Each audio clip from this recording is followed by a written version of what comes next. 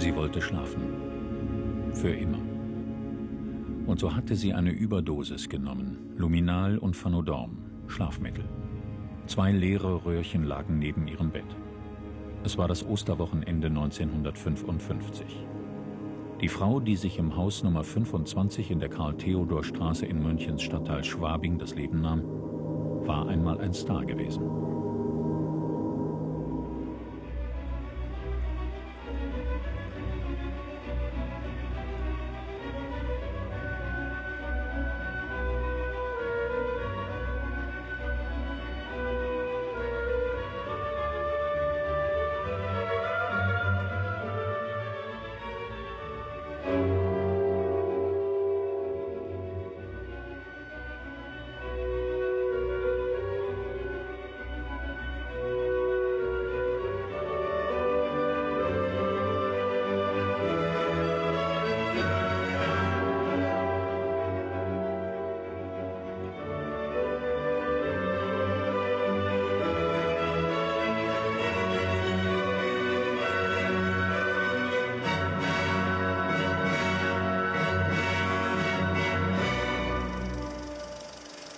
Sibylle Schmitz lebte für den Film und tanzte mit dem Tod.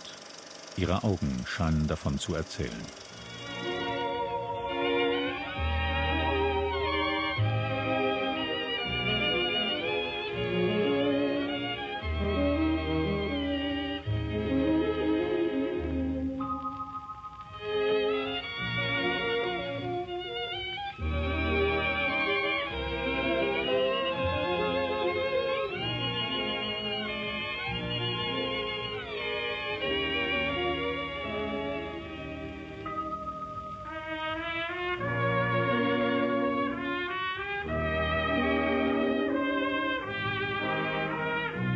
Es gab eine Zeit, da war sie ganz oben. Sie spielte mit Willy Birgel und Gustav Gründgens, mit Heinz Rühmann und Hans Albers. Eine melancholische Frau, die eigentlich auf die große Entdeckung wartet. Auf den Partner, wo man das Gefühl hat, sie öffnet sich, denn sie war eine unwahrscheinliche, verschlossene Frau. Trotzdem sie lächelte, war das alles wie nur die Knospe einer Blume. Ich glaube nicht, dass wir heute eine adäquate Schauspielerin haben, die diese Ausstrahlung hat, wie Sibylle Schmitz es gehabt hat. Und sie war wirklich eine sehr starke Persönlichkeit, eine Individualistin. Sie hatte eine Persönlichkeit, sie hatte Würde, man empfand ihr gegenüber Respekt, auch der Kollegin, ihrer Arbeit gegenüber. Sie war im besten Sinn des Wortes auch eine Dame, gibt's heute nimmer. Sie war für mich eine der größten Schauspielerinnen und wird es auch bleiben. So schnell werden wir eine Sibylle Schmitz nicht mehr bekommen. Am 2. Dezember 1909 wurde Sibylle Maria Christine Schmitz in Düren, einer kleinen Stadt in der Nähe von Köln, geboren. Sie ist das älteste von 5 Kindern. Das Geburtshaus in der Oberstraße 93, an das eine Filiale der alteingesessenen Konditorei Schmitz angrenzte. Eine Kindheit zwischen Pflaumenkuchen und Cremeschnittchen. Die Familie ist wohlhabend und kann sich ein großbürgerliches Leben leisten. Auch Sibylles Vater ist Konditor. Nach dem Krieg baut er einen Süßwarenhandel auf. Mein Vater war ein äußerst friedvoller Mensch, der für uns Kindern zu der Zeit also viel Verständnis hatte. Und einen gütigeren und besseren Vater konnte man sich gar nicht wünschen. Aber nicht nur uns gegenüber. Mein Vater war überall sehr gern gesehen, beliebt. Und dafür tat er auch was, weil er sich gerne in der Rolle des lieben Jungen, wie man in Köln so sagt, gerne gesehen hat. Meine Mutter war religiös so verzückt, dass sie ihr Heil und ihre Zukunft in der Religion gesehen hat. In schweren Zeiten weiß ich, wenn meine Mutter ein besonderes Leid hatte auf dem Herzen, da ging sie zur Schwarzen Mutter Gottes nach Köln und stellte dort Kerzen auf. Meine Mutter, die war auch in Lohr am Main, war sie im Internat gewesen und hatte dort sich mehr oder weniger ausbilden lassen in Musik und in Gesang. Und aus diesem Grunde sind auch meine älteren Schwestern, das heißt die Sibylle und die Christel, die sind schon mit 10 Jahren nach Lohr am Main zu den Franziskanerinnen ins Internat gekommen. Das katholische Lyzeum im fränkischen Lohr wird für Sibylle zum klösterlichen Knast. Ihre Mitschülerinnen beschreiben sie als introvertiert. Allein in der Schultheatergruppe blüht sie auf. Sie träumt davon, Filmschauspielerin zu werden. Ihre Klassenkameradinnen lachen sie dafür aus. Sibylle will fort, die Enge der Klosterschule hinter sich lassen und wohl auch die Umklammerung der Familie. Sie will fort aus der Provinz. Ich glaube, es war die Kleinstadt, die sie nicht mehr da leben lassen wollte. Sie fühlte sich zu mehr und zu der Kunst hingezogen. Und das war auch der Grund, wo sie sagte, nein, also hier kann ich nicht das werden, was ich möchte. Und hat sich dann mehr oder weniger zur Reinhardtbühne durchgeschlagen. Meine Mutter war genauso wie mein Vater gar nicht davon erbaut. Aber die Sibylle ließ es keinen Zweifel zu, dass es keinen anderen Weg gibt. Und mehr oder weniger mussten die Eltern das akzeptieren, ob sie nun wollten oder nicht. Letzten Endes gab es keine Alternative.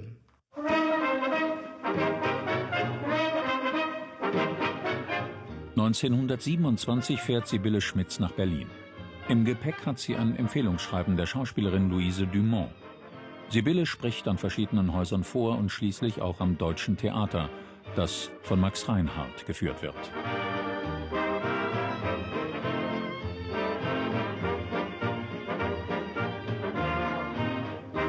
Sie überzeugt und erhält einen 3-Jahres-Vertrag an der bedeutendsten Bühne des Landes.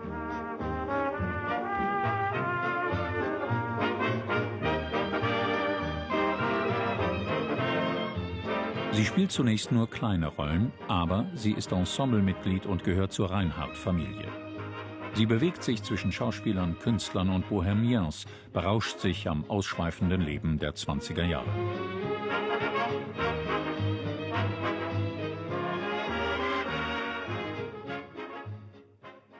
Im Sommer 1928 steht Sibylle Schmitz dann zum ersten Mal vor der Kamera, in einem Werbefilm für die SPD.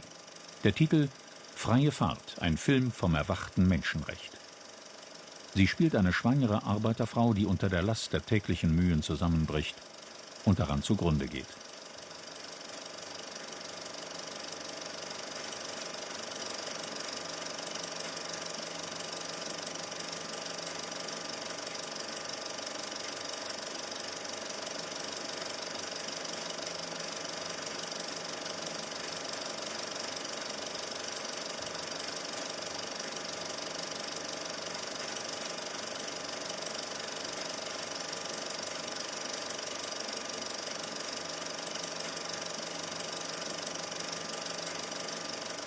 Sibylles Spiel fällt auf. Die Filmzeitschrift Close-Up jubiliert. Wie es ihr gelingt, gleichermaßen Resignation wie Kraft auszudrücken, das war einer Asta Nielsen würdig.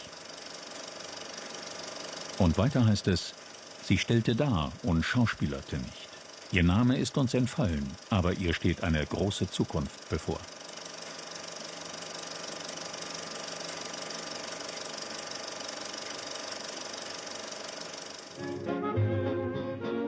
Anfang 1929 tritt Sibylle Schmitz dann auch im Deutschen Theater in den Vordergrund. An der Seite von Gustav Gründgens und Hans Albers spielt sie in Ferdinand Bruckners Stück Die Verbrecher. Die Presse ist begeistert. Und mit 111 Aufführungen wird es in Berlin der Hit der Saison.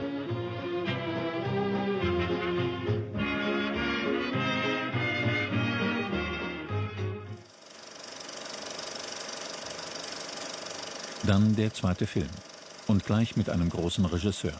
Tagebuch einer Verlorenen von Georg Wilhelm Pabst.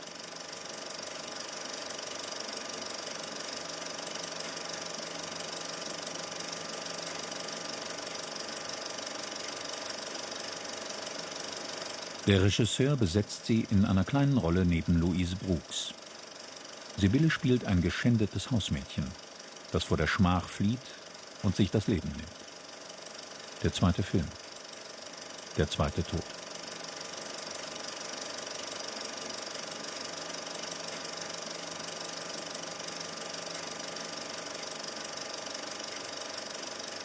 Es ist das Gesicht der Schmitz, dessen Wirkung der Regisseur sofort erkennt.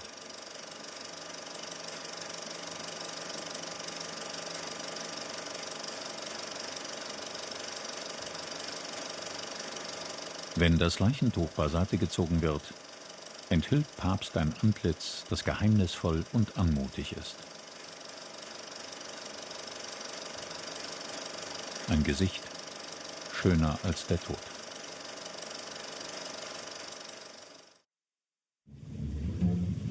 Nach Pabst engagiert sie Karl Theodor Dreyer für seinen Film Vampir.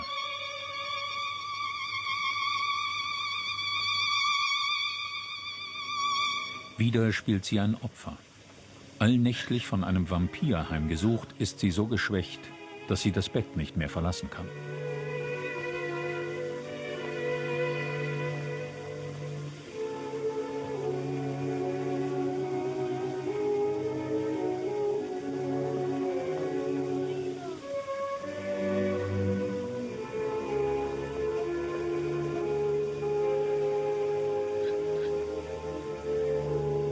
Vampir war als Stummfilm gedreht und ist erst nachträglich vertont worden.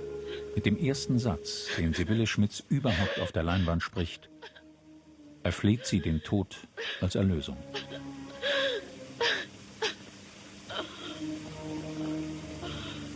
Ach, könnte ich doch sterben. Nein, Leon. Ich weiß, ich bin verloren. Für Dreyer wird der Film kein Erfolg. Anders ist es bei Sibylle. Sie hat sich mit ihrer Darstellung empfohlen. In Babelsberg öffnen sich die Türen. Die UFA will mit ihr drehen. Das Projekt heißt FP1 antwortet nicht. Ein Film, in dem ihr sogleich einer der großen Stars der UFA verfällt. Hans Albers. Also passen Sie mal auf. Rufen Sie mal gleich ein paar Zeitungen an, das Fremdenblatt, Nachrichten, Korrespondent, Anzeiger und Echo.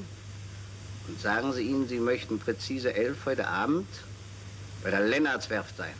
Und wenn man Sie fragen sollte, warum, dann sagen Sie, es wird dort heute Nacht noch allerhand los sein. Also Kleiner, machen Sie es recht geschickt, ne?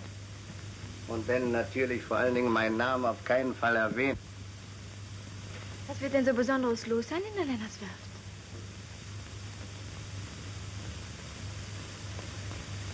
In der Lennartswerft? Wieso bitte Lennartswerft? Ich wollte Sie nicht belauschen, aber dass Sie von der Lennartswerft gesprochen haben, das habe ich bestimmt gehört. Aber, Freund, da irren Sie sich bestimmt. Guten Abend. Ich habe doch mit keinem Wort von der Lennartswerft gesprochen. So. Mhm. Entschuldigen Sie bitte.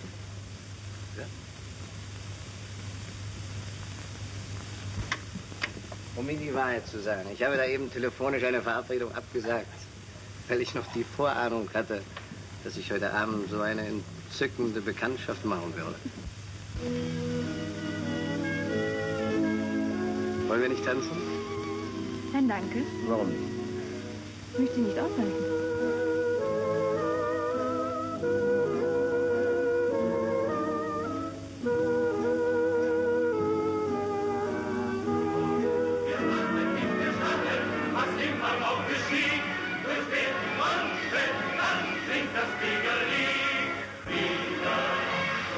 Sonne, grüß die Sterne,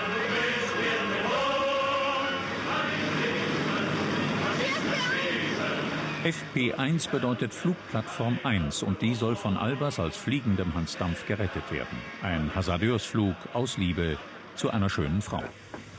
Na, da haben wir beide ja noch Glück gehabt, was? Beinahe wären wir im Keller gelandet. Schweinerei.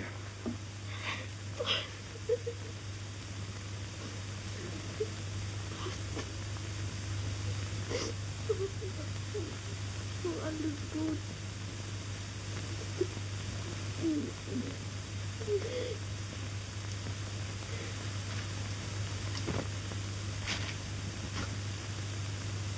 Ach so. Also deshalb musste ich herfliegen. Tja.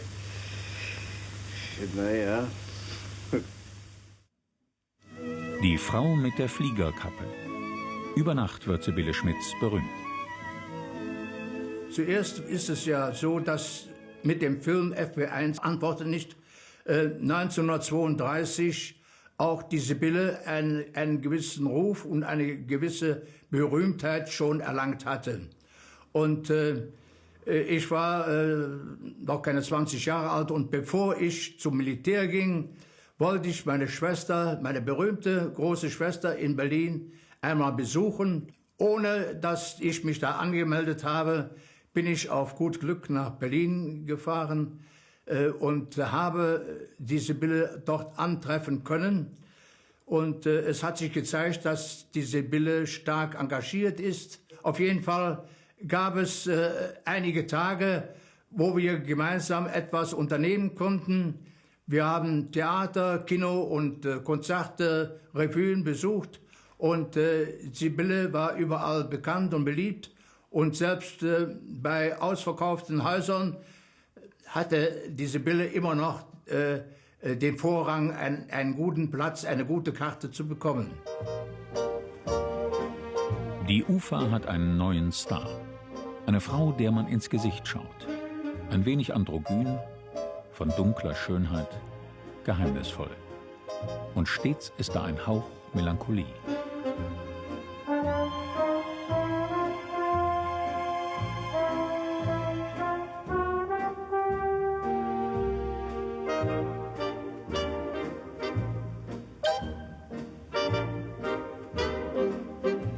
Der Berliner Filmball 1935. Pressefotos. Viele Männer und eine Frau. Sibylle Schmitz gehört dazu. Jetzt steht sie im Rampenlicht. Ihr Kindheitswunsch hat sich erfüllt. Das schüchterne Mädchen aus Düren ist eine gefeierte Filmschauspielerin geworden. Zu der Zeit war die Sibylle in der Gagentabelle mit an der Spitze der deutschen Künstler.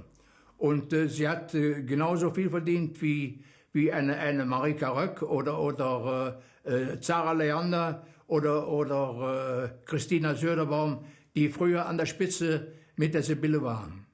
Allein im Jahr 1935 spielt sie in 6 Filmen Hauptrollen. In Ein idealer Gatte ist sie eine betörende Erpresserin. Ich muss unbedingt herausbekommen, was diese Frau in London will. Offen gestanden bin ich nur nach London gekommen, um die Bekanntschaft von Sir Robert Chiltern zu machen.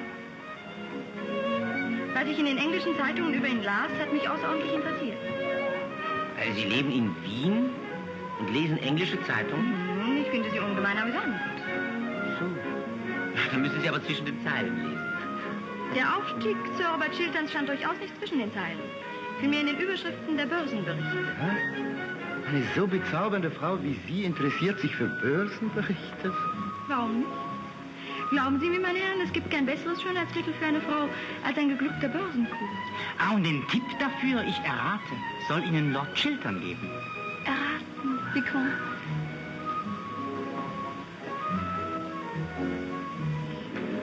Aber die Summe, die Ihnen Baron Arnheim darauf als Dank für diesen privaten Rat zur Verfügung stellte, war zumindest ungewöhnlich hoch.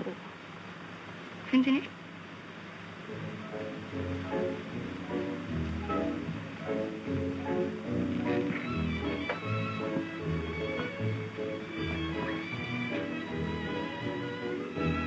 Das war doch ein Vertrauensbuch. Ein ganz glatter Vertrauensbuch. dem Sie Ihr Vermögen und Ihre Position verdanken. Und dafür werden Sie jetzt bezahlen.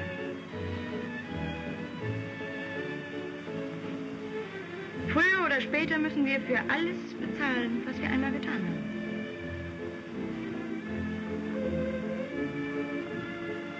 Diesmal sind Sie an der Reihe.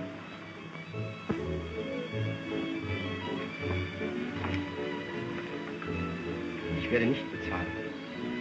Denn sonst wäre ich ja wirklich der Lump, für den Sie mich halten.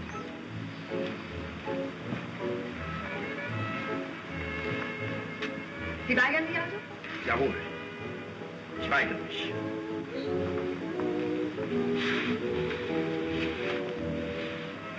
Dann übergebe ich Ihren Brief der Presse. Ich brauche Ihnen wohl nicht auszumalen, was dieser Skandal für Sie und Ihre Frau bedeutet.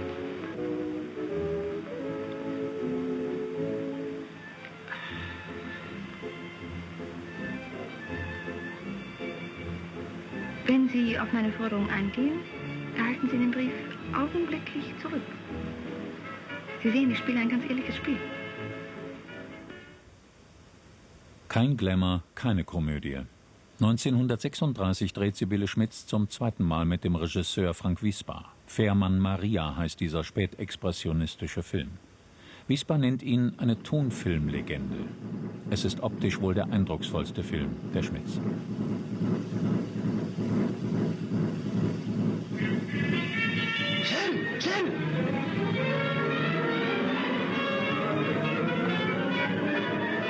Eine heimatlose Frau gelangt in ein Dorf, wo sie die Stelle des Fährmanns annimmt und rettet einen Verfolgten. Sie verliebt sich in den Mann. Ihr Leben hat wieder einen Sinn bekommen.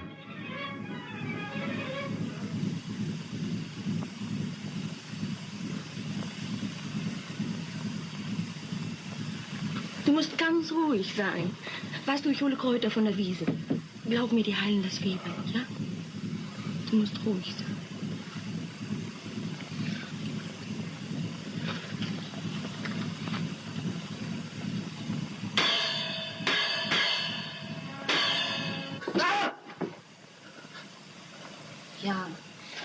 Ja, du musst ganz ruhig sein.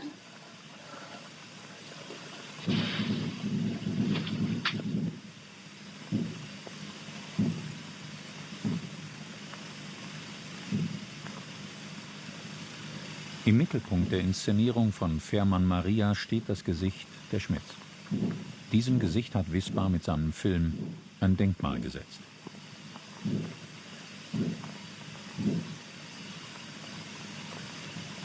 Es war nichts.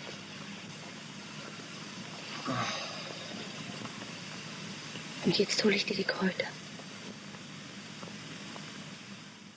Es ist schon das Leitmotiv, dass die Liebe da über den Krieg und den Feind gesiegt hat. Und das könnte ich mir sehr gut vorstellen, dass das ein Motiv ist. Es ist ja eine dänische Legende und die hat ihn eigentlich von Anfang an fasziniert. Die ist dann ja von Goebbels politisch ausgelegt worden. Also die Flucht über den Fluss, hat Goebbels gesagt, da hätte er Amerika mit gemeint.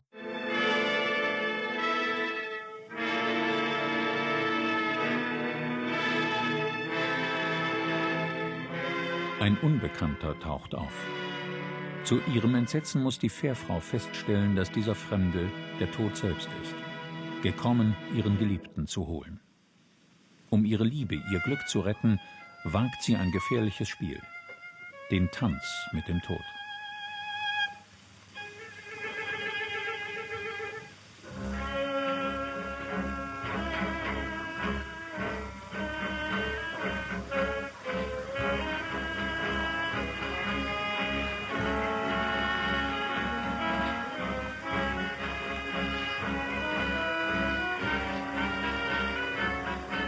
Sibylle Schmitz tanzt mit dem Tod.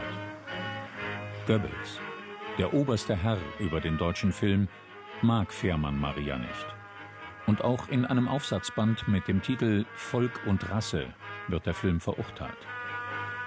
Die Geschichte einer Frau, die dunkelhaarig und von fremdartiger Schönheit sei und sich in einem Heidedorf einnistet, könne, so der Verfasser, rassehygienischen Forderungen keinesfalls standhalten.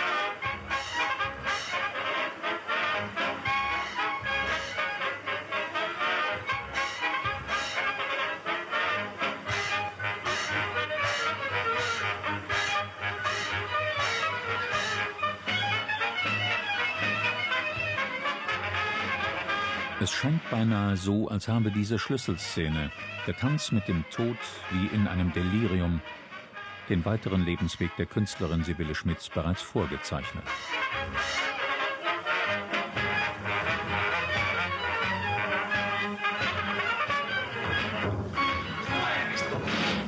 Den Kerl hast du heute früh schon in deiner Fährhütte gehabt.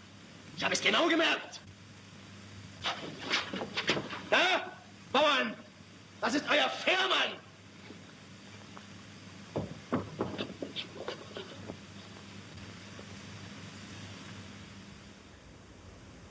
Wismar war der Regisseur der Schmitz. Er war derjenige, der die Schauspielerin am besten verstand, sie auffing. Denn trotz beruflicher Erfolge war ihr Selbstbewusstsein brüchig. War sie unsicher. Ich weiß, dass da eine starke Beziehung war, weil ich glaube, dass mein Mann also sehr viel psychologisches Talent hatte und weil er das wohl sehr bald gespürt hat, dass die Sibylle Schmitz so ein bisschen eine Gratwanderung immer machte und gefährdet war. Also sie hatte wohl Labilitäten. Ich denke, das ist vielleicht auch, sind das Unsicherheiten oder Scheuheiten gewesen. Also sie hat schon auch mit Alkohol zu tun gehabt und auch mit Drogen und glaube ich auch ja, verschiedene Liebesbeziehungen gehabt und auch mit Frauen und Männern.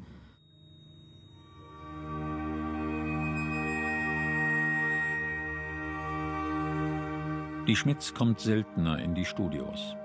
Ab 1937 dreht sie kaum mehr als 2 Filme pro Jahr. Doch nur noch selten sind es Titelrollen. Die Zeiten haben sich geändert. Joseph Goebbels, der Propagandaminister, beherrscht den deutschen Film. Volksmeinung und Volkslaune sollen auch durch das Kino manipuliert werden.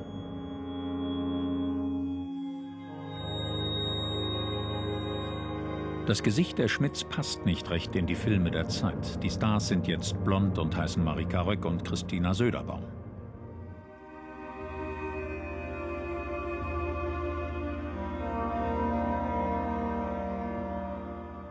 Die Schmitz kann Goebbels nicht ausstehen und lässt daran auch wenig Zweifel. Aber sie bleibt in Deutschland und muss kürzer treten. Da hat es bestimmt Differenzen gegeben. Und die waren nicht klein.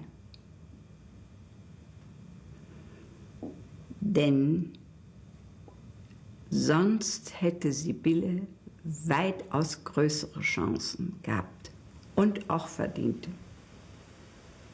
Offenbar hatte Goebbels, der auch Bock von Babelsberg genannt wurde, versucht, die Schmitz zu verführen. Als sie ihn abblitzen ließ, soll er ihre Karriere gebremst haben. So stellte sie es selbst dar. Belege dafür lassen sich jedoch heute nicht mehr finden.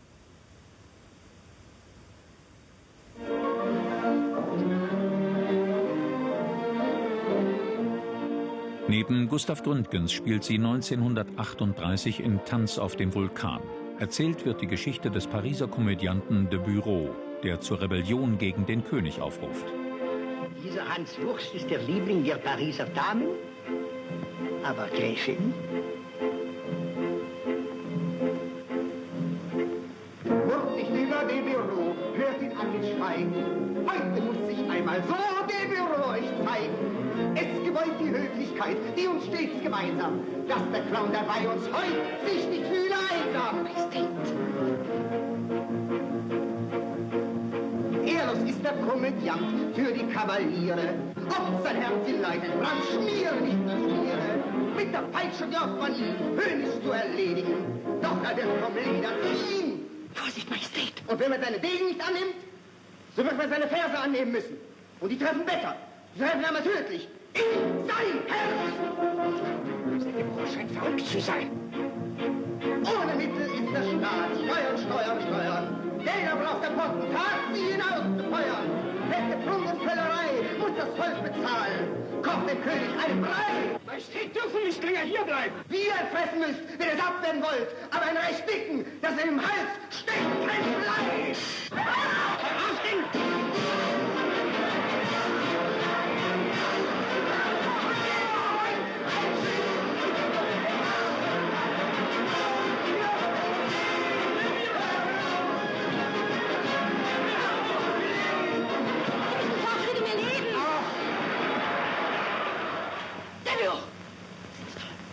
Wie sind Sie hereingekommen? Im Namen des Königs. Lassen Sie das. Man sucht Sie überall.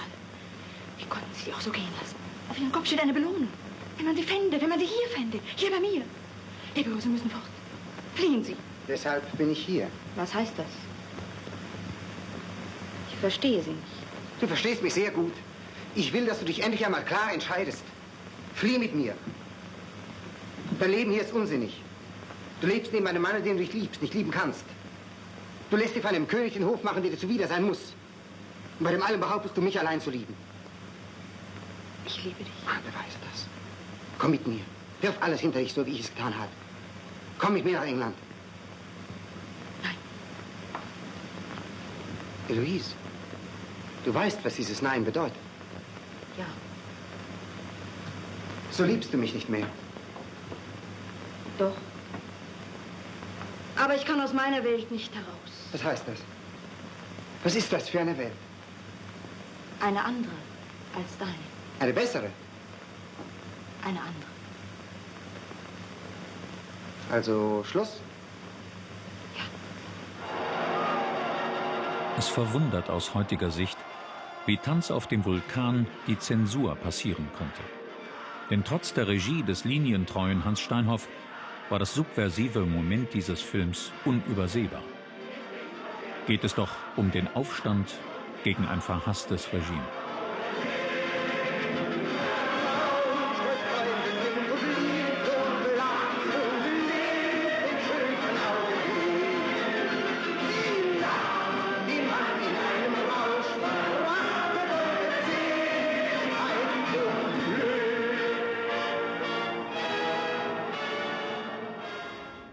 Sibylle Schmitz lebt für den Schauspielberuf, lebt in ihrer Arbeit.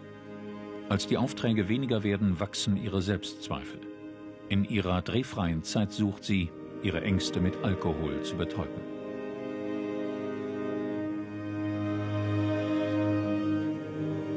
Als sie 1940 den Drehbuchautor Harald G. Peterson heiratet, hofft sie, durch ihn Halt und Arbeit zu finden.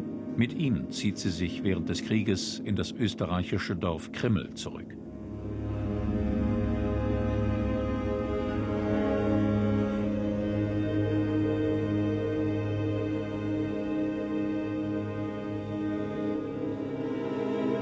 In Krimml bewohnt sie mit ihrem Mann das Haus Ellen Gerda. Es wird ihr gleichermaßen Zufluchtsort wie selbstgewähltes Exil sein, bisweilen ein Idyll. In ganz und gar unidyllischer Zeit.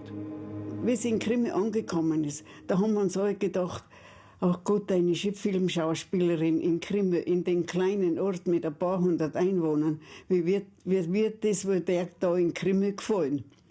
Aber es hat gar nicht lange gedauert. Sie hat dann gleich Freunde, also Familien kennengelernt, mit denen sie sehr gut in Kontakt gekommen ist, und sie hat sich dann in einiger Zeit schon als Einheimische gefühlt.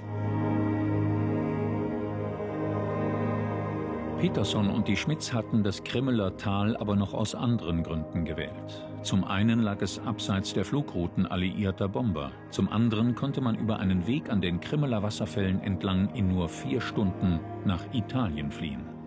2 gepackte Rucksäcke standen immer bereit. Keine übertriebene Vorsichtsmaßnahme, denn Peterson hatte Kontakt zum Widerstand. Und Sibylle Schmitz wird den Alliierten später erklären, Briefe der Attentäter des 20. Juli im Haus versteckt zu haben. Wenn wir allein gewesen sind, dann musste ich nach einiger Zeit dann auch noch feststellen, dass sie manchmal betrübt war. Irgendwie. Und ich habe mit ihr darüber gesprochen und sie hat mir so einzelne Punkte, hat sie mir schon gesagt, weißt, wenn man, ich weiß nicht, ist meine Figur, ist mein Gesicht, was ist los? Sie hat immer nur gesagt, ich bin unten. Sie ist nicht mehr oben, sondern ich bin unten durch. Bis Kriegsende bleibt die Schmitz in Krimmel, verlässt den Ort nur, wenn sie zu Dreharbeiten muss. Zu dieser Zeit macht sie kaum erwähnenswerte Filme, einige sind gar platt propagandistisch. Hauptsache Arbeit. Ihr bekanntester Film der letzten Kriegsjahre ist Titanic, ein aufwendiges Uferspektakel mit antibritischer Tendenz. Schließlich lässt der Film keinen Zweifel daran, dass ein skrupelloser englischer Reeder für die Schiffskatastrophe verantwortlich ist. Ja? Ein Telegramm, gnädige Frau. Telegramm? Sibylle Schmitz gibt eine geheimnisvolle baltische, sogar nicht gut deutsche Gräfin.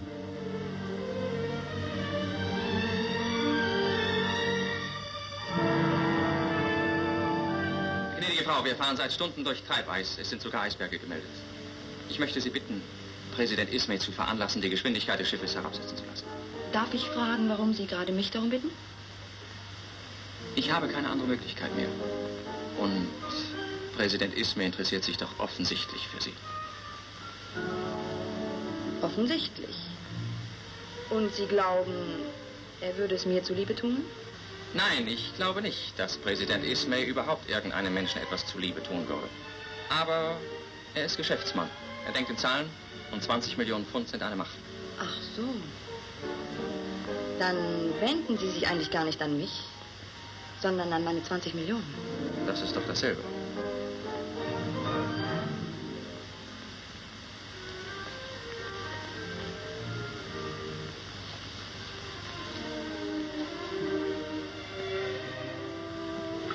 Gnädige Frau, ich bitte Sie.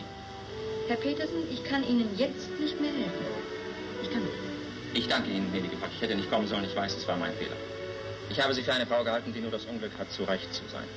Für eine Frau, die man lieben könnte, wenn es anders wäre. Ich habe mich getäuscht. Verzeihen Sie.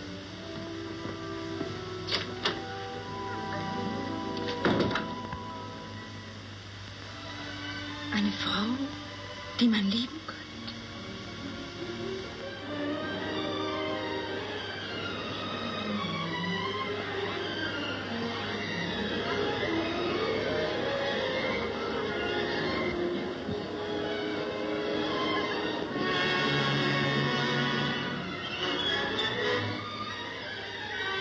Die Titanic geht unter, wie wenig später, das Dritte Reich.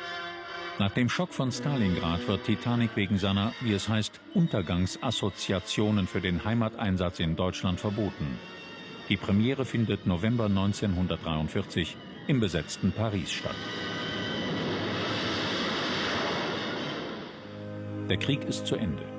Sibylle Schmitz zieht mit ihrem Mann nach Hamburg, wo er am Aufbau des Nordwestdeutschen Rundfunks mitarbeitet, der damals im Bunker am Heiliggeistfeld untergebracht war. Dort arbeitet sie gelegentlich als Hörspielsprecherin. Kennengelernt habe ich so wahrscheinlich 1946, weil ihr Mann H.G. Petersen unser Drehbuchautor war für unser erster Film, für die Arche Noah, den wir 47 Januar angefangen haben zu drehen. Und da die im Fernsehen Nummer 6 hier in Hamburg gewohnt haben, in einer sehr schönen Villa, aber sie haben eigentlich nur ein großes Zimmer gehabt. Und das war dann Schlafzimmer, Arbeitszimmer, nicht nur für sie, sondern auch für ihren Mann, für Petersen. Und wenn wir Drehbuchbesprechungen gehabt haben, da hat sie sich zwar in die Ecke gesetzt oder hinaus zur Alster, den schönen Blick genommen, aber wir waren immer mit ihr zusammen und sie musste nicht sofort Film machen. Und da sie wirklich eine sehr stark kritische Persönlichkeit war, glaube ich, dass sie sehr wählerisch war und die Angebote, die sie bekommen hat, und ganz sicher hat sie bekommen, viele Angebote, weil sie eine absolut unbelastete künstlerische Persönlichkeit war, dass sie da sich sehr überlegt hat, ob sie es wirklich realisieren kann, ja oder nein. 1947 ist die Schmitz wieder auf der Leinwand zu sehen. Zwischen gestern und morgen, einer der ersten deutschen Nachkriegsfilme, wird im zerbombten Regina-Palast-Hotel in München gedreht. Sibylle Schmitz spielt eine Jüdin, die unter tragischen Umständen in die Hände der Gestapo fällt. Eine Kollegin erinnert sich. Die Sibylle war nicht in einer, wie soll ich sagen, mittelmäßig heilen Welt, sondern die war immer ein bisschen etwas auf einer höheren Stufe. Aber nach außen hin war sie immer da, war selbstverständlich, war präsent. Aber da kann man nur sagen, aber wie es bei ihr drinnen aussah, das ging wahrscheinlich niemandem was an. Hat viel in sich hinein geschluckt. Sie war unglaublich interessiert, was wird hier in Deutschland eigentlich geschehen. Also sie hat mit uns zusammen erlebt, wie die Filmbranche wieder begonnen hat, sich aufbauen. Also diese ganze Aufbauphase hat sie mitgemacht. Auch die Diskussionen, was für ein Thema man überhaupt bearbeiten soll. Und so ist schon bei diesen ersten Begegnungen von ihr die Idee gekommen, oder von ihrem Mann, das kann ich Ihnen jetzt nicht so genau sagen, aber die Idee gekommen, dass man etwas für die französisch-deutsche Verständigung, für die Versöhnung, musste man etwas machen. Also einen Film mit einer Aussage. Die wirklichen Patrioten überall wissen, dass die Freiheit nicht das Vorrecht eines Volkes, einer Nation oder einer Rasse ist. Und weiter soll ich ihm nichts bestellen? Doch. Sagen Sie ihm, dass ich eingesehen habe, dass es nicht genügt, den Frieden zu lieben und den Krieg zu hassen. Das tun ja fast alle Menschen. Man muss auch für seine Überzeugung kämpfen. Und das habe ich getan. Aber es ist nicht Sache einer Frau, in den Staudamm zu springen. Was ist Sache einer Frau? Söhne großzuziehen, die man ihr eines Tages nimmt? Was ich getan habe, dafür stehe ich ein. Und wenn der Krieg dadurch auch nur einen Tag früher zu Ende geht, wenn nur eine Mutter weniger um ihren Sohn weint, dann war's gut. In Die letzte Nacht spielt die Schmitz eine Widerstandskämpferin, eine couragierte Frau, der am Ende das persönliche Glück jedoch versagt bleibt. Eine ambitionierte Rolle, die sie mit der Hoffnung verband, sich im deutschen Nachkriegsfilm als Charakterdarstellerin zu etablieren. Sibylle Schmitz hoffte auf eine zweite Chance für ihre Karriere, die unter den Nationalsozialisten ins Stocken geraten war. Der Neuanfang geht nur schleppend voran und immer wieder Alkoholprobleme. So gerät der Frankreich-Start von Die letzte Nacht zum Debakel. Aus einer Bar kommend erscheint die Hauptdarstellerin völlig betrunken zur Pressekonferenz. Auch in ihrer Ehe mit Peterson, dem sie nach München gefolgt war, gibt es Spannungen. Die beiden sind bei dem befreundeten Ehepaar Molo untergekommen. Beate von Molo leitet das Ateliertheater in München. Dort steht die Schmitz seit langem wieder einmal auf einer Schauspielbühne. Doch es bleibt nicht bei einer rein beruflichen Beziehung. Denn Sibylle geht eine Liebesbeziehung mit der resoluten Theaterchefin ein. Daraufhin trennt sich Peterson endgültig von ihr. Dann ist sie auch mehr oder weniger in andere Kreise gekommen, wo ich mich dann doch sehr zurückgehalten habe. Was waren das für Kreise? Ja, sie hatte mehr oder weniger Freunde oder Freundinnen, wo ich nicht so ganz Ja zu sagen konnte. Mit Beate von Molow und ihren Freundinnen zieht Sibylle Schmitz durch das Schwabinger Nachtleben. Den Alkoholexzessen folgt regelmäßig der Absturz. Wenn sie aus den Delirien wieder auftaucht, bekommt sie ihre Depressionen nicht in den Griff. Verzweifelt durch fehlende Engagements und ausbleibenden Erfolg, versucht sie mehrmals, sich das Leben zu nehmen. Nach dem 4. dieser Hilferufe wird sie in die Nervenklinik München-Haar eingewiesen. Wirklich geholfen werden kann ihr dort jedoch nicht. Diagnose: Psychopathie, schizoid, süchtig, Befund: ungeheilt und arbeitsunfähig. Sibylle Schmitz hat nur noch wenig Arbeit. Die allein aber vermag ihr noch Halt zu geben. 1952 überzeugt sie in Illusion in Moll durch die Darstellung einer gebrochenen Frau. Während der Dreharbeiten ist sie diszipliniert und zuverlässig.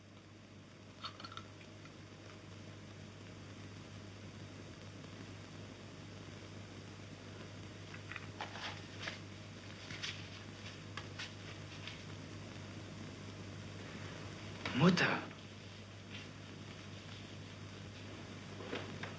Ich wollte mit dir sprechen, Mutter. Wenn du erlaubst.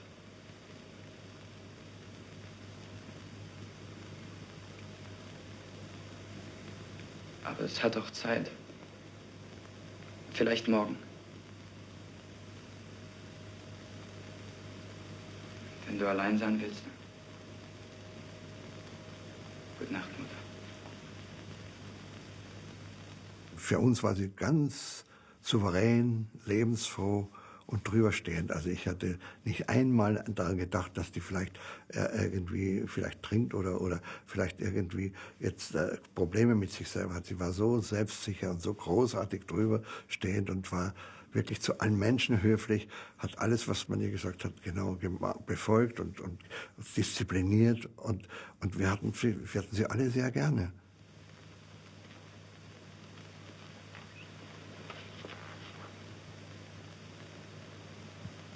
Frau Alsbacher. Maria. Ich muss Ihnen etwas erklären. Deshalb bin ich gekommen. Sie waren immer wie eine Mutter zu mir.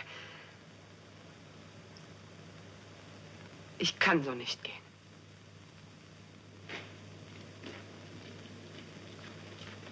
Sie müssen mich anhören. Maria. Was soll ich mir denn von dir anhören? Soll ich dir vielleicht verzeihen, dass mein Mann dein Liebhaber ist oder dass du die Schamlosigkeit besessen hast, ihn heute Nacht auf dein Zimmer zu bestellen? Ist das, was ich mir von dir anhören soll? Danke. Mir genügt, was ich gesehen habe. Sibylle Schmitz beeindruckt neben der jungen Hildegard Knef. Im Mittelpunkt jedoch steht sie nicht mehr. Sie muss sich mit dem Nachwuchs, insbesondere der Knef, arrangieren. Ich glaube schon, dass da eine kleine Spannung da war, denn die Knef wusste ja auch, wer die Sibylle Schmitz war. Aber die Knef war halt in diesem Zeitpunkt der Star. Die kam gerade von Albersfilm und drehte diesen Film und sie wusste, dass die Partnerin ist und so weiter. Und es war schon eine kleine Differenz zu spüren. Aber die haben wir nur so am Rande mitgekommen, dass wir merkten, dass die sich höflich grüßen. Aber es blieb bei einer gewissen kalten Höflichkeit, sagen wir so. Die Hoffnung auf eine Nachkriegskarriere, sie erfüllte sich nicht. Das Publikum will junge Schauspielerinnen, neue Gesichter, die nicht an die Vergangenheit erinnern. Für eine Sibylle Schmitz ist da kein Platz mehr. Es sind ihr ja mehrmals noch Rollen angeboten worden. Und immer kam ein Jetzt. Und das hat sie so an den Rand der Verzweiflung gebracht, dass sie sagt, es hat wieder nicht geklappt. Und irgendwie musste man ja doch einen Strohhalm haben, wo man sich dran hochrichtete. Aber sie hat es nicht mehr gepackt. Sie hat es nicht mehr geschafft.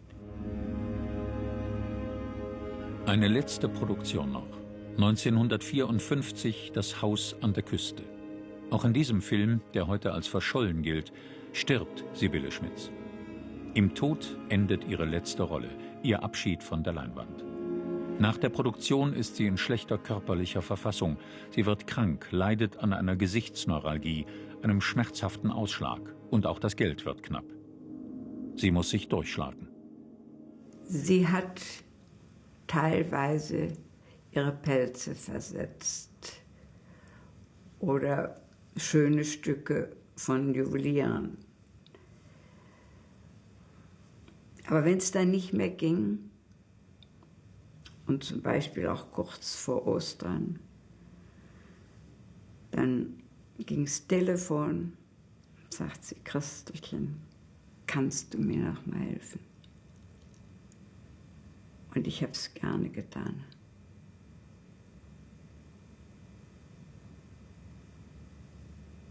Aber ich habe immer das Gefühl gehabt,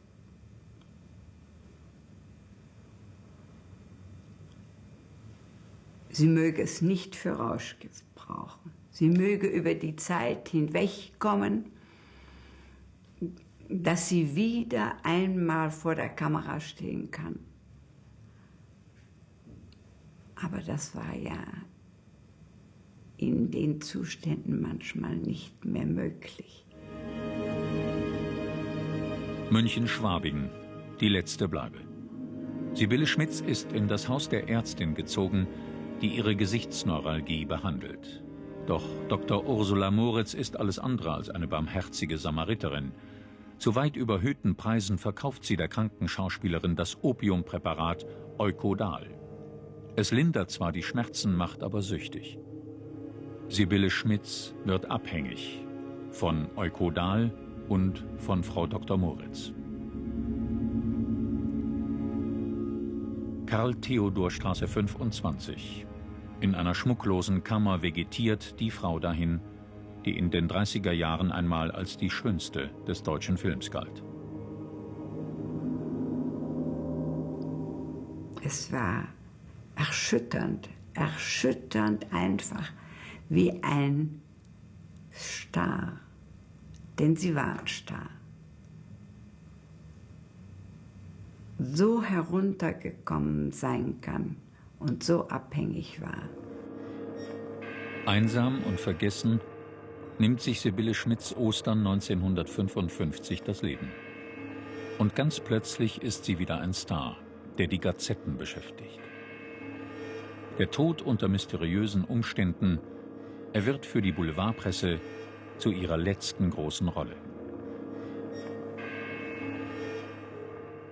Ich bin auch der Überzeugung, es hätte niemand fertiggebracht, sie aus diesen Krallen, ich sage Krallen, herauszuholen.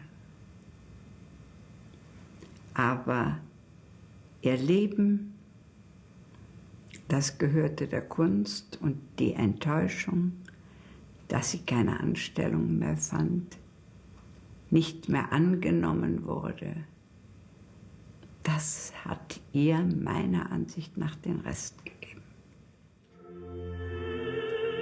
Sibylle Schmitz auf dem Plakat ihres frühen Films Die Unbekannte. Auf frappierende Weise gleicht das Bild ihrer Totenmaske. Es bleibt ein Geheimnis um diese Schauspielerin, die in Deutschland stets eine unzeitgemäße war. Die für sie so lebenswichtige Anerkennung blieb ihr versagt, gerade am Ende. Sibylle Schmitz wurde in dem Grab mit der Nummer 166b32 auf dem Münchner Ostfriedhof beigesetzt.